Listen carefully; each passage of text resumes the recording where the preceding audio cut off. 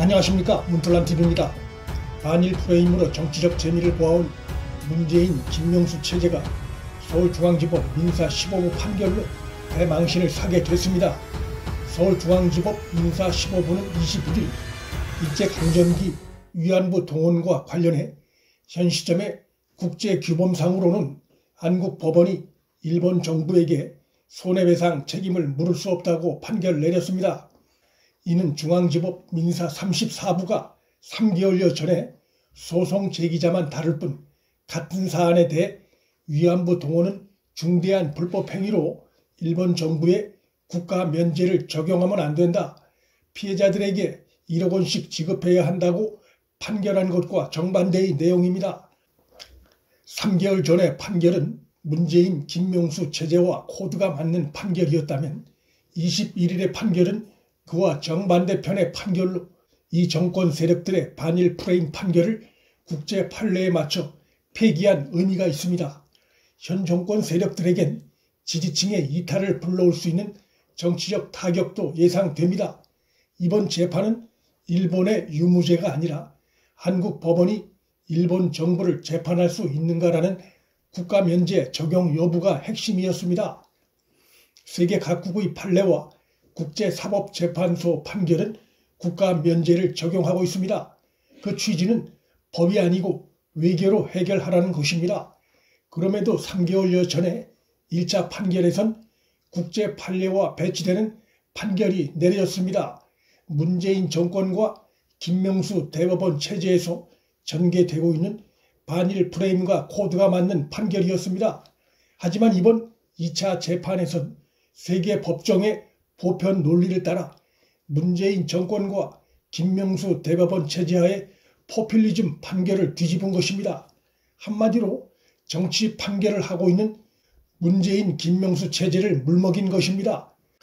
문 정권은 국가 간 합의인 2015년 한일 위안부 합의를 껍데기만 남겨놓고 내용은 사실상 파기했습니다. 중요한 외교적 노력도 완전히 방치했습니다.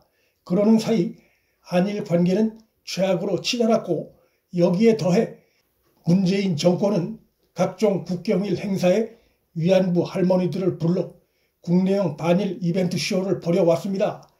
정치 판결이 빌미를 제공해주고 정권이 그 위에서 틈만 나면 국내형 정치쇼를 벌여온 것입니다. 이날 재판부는 1965년 한일 청구권 협정과 박근혜 정부 당시 맺어진 2015년 한일 위안부 합의 등 양국 간 조약과 합의도 고려해야 한다며 국가 간 약속이 지켜져야 한다는 점을 판시해 합의를 파기한 문재인과 내수용 정치 판결을 해온 김명수 체제에 일침을 가했습니다. 이번 판결을 내린 민사 15부는 당초 1월 13일에 선고를 할 예정이었으나 예정됐던 선고 일정을 미루고 한 차례 더 변론 기일을 연 끝에 3개월 뒤에 소카카라는 정반대 선고를 했습니다.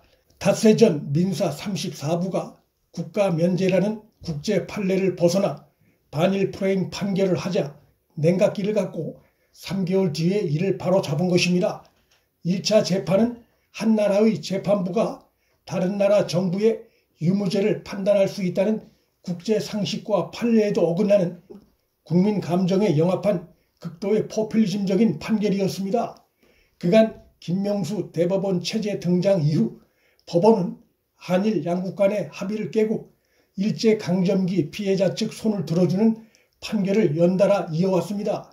2018년 10월 김명수의 대법원 전원 합의체가 일제강제징용 피해자들이 일본 기업을 상대로 제기한 손해배상 청구 소송을 받아들인 이후 대전과 대구, 포항 지원 등 전국 법원에서 지난해까지 일본 기업의 국내 자산 명시 압류 절차가 꾸준히 진행돼 왔습니다.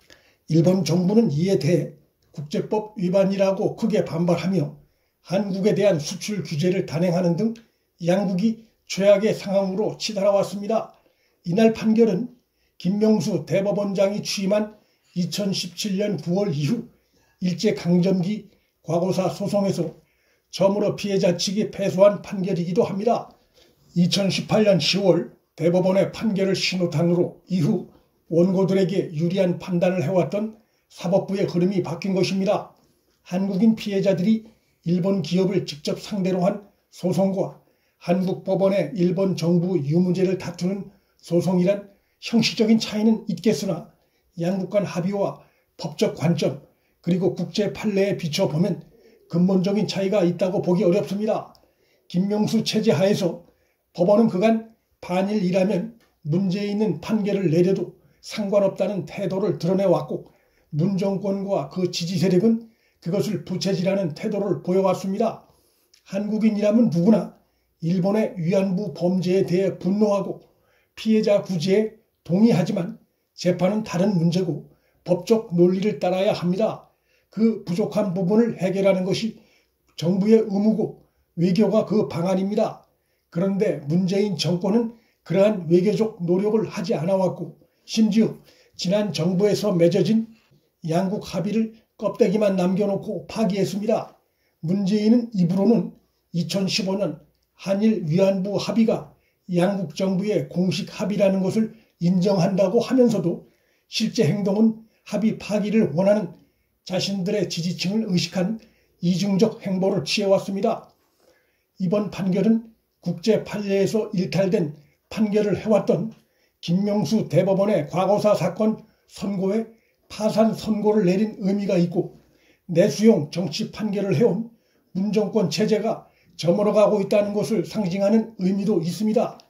문재인이 최근 들어 일본 정부와의 관계 개선을 모색하려는 제스처를 취하고 있어 이번 판결로 일본과 외교 협상 여지가 생겼다는 점에서 내심 반길 수도 있으나 반일 프레임에 목을 매는 그들의 지지층으로부터의 등돌림 현상은 피할 수 없을 전망입니다.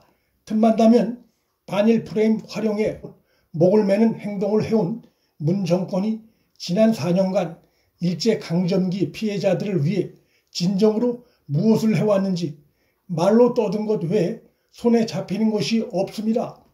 피해자들에게 실질적으로 도움을 주기 위해 현 정권이 무엇을 했다는 것인지 확인하기 어렵습니다. 문정부가 지난 4년간 외교적 해결에 실패하면서 사법부에 기대온 피해자들이 결국 두 번 고통받는 현실이 초래됨으로써 문재인과 문정권은 이에 대한 비판을 피하기 어렵게 됐습니다. 문틀란TV 여기서 마칩니다. 구독과 좋아요, 알림 설정은 방송 제작에 큰 힘이 됩니다. 시청해 주셔서 감사합니다.